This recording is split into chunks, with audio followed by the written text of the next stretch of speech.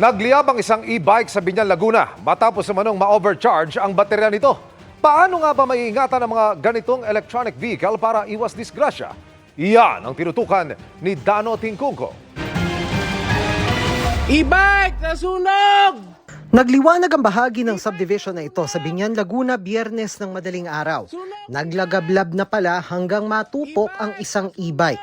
Ayon sa mga investigador, overcharged na baterya ng e-bike ang mitya ng sunog.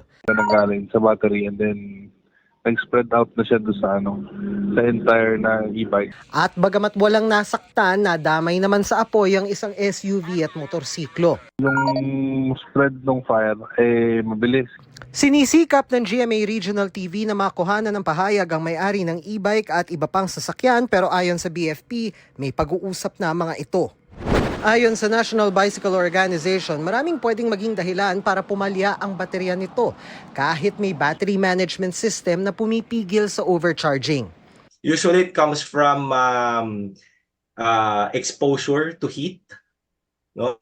If you use the e-bike out and then get exposed to the noontime sun and then nabilad ng sobra, that can cause some problems with the battery.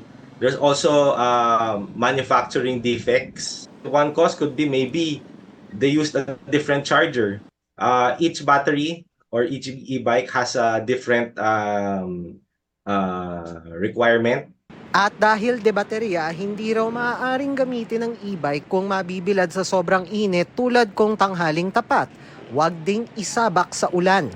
Don't leave it under the sun or hot places. And of course, avoid na mabasa siya because moisture getting in the electronics can also cause problems.